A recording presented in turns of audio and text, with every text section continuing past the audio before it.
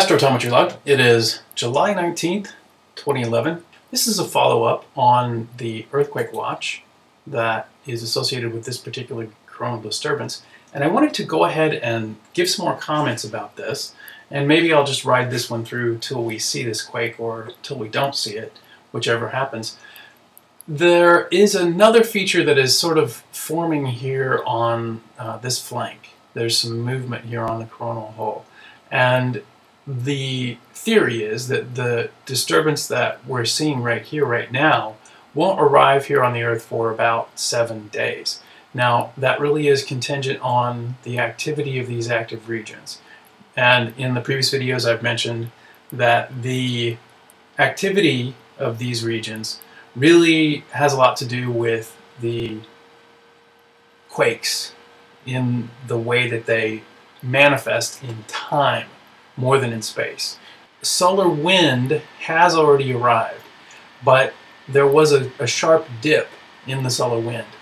And I'm expecting this will go back up very quickly, like in the next few hours probably we're going to see this go back up.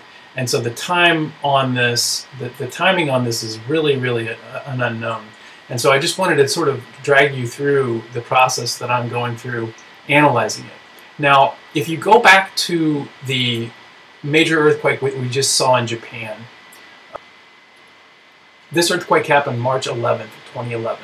And so there was a coronal disturbance that was very serious.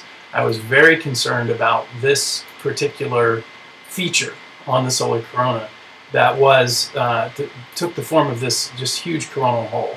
And if you look at the time on this, this was on March 2nd. And we have this feature next to it that is this active region.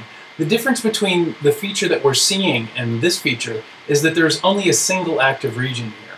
We have this single active region next to a very large coronal hole, whereas the current feature that we're looking at, there are several active regions around it. And so what I'm seeing is that this is sort of broken up, and that this may be a flurry of activity that may be of a, hopefully, will be a flurry of activity that is of a lesser magnitude. Now, the big difference between the Japan quake and a lot of the other quakes that I have forecasted is that it arrived a lot later. It arrived at the end of the solar wind. And so here you're seeing the date down here. This is February 28th.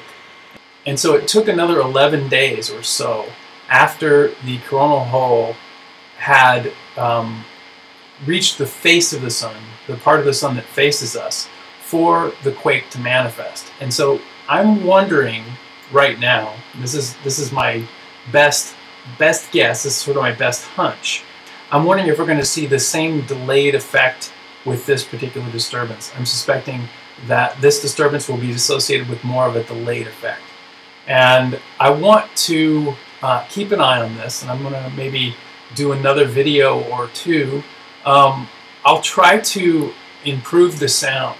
I apologize for the garbly sound. I'm working with a new system. I'm trying to get a new camera integrated into the presentation so that I can go back and forth between the content and my talking on it.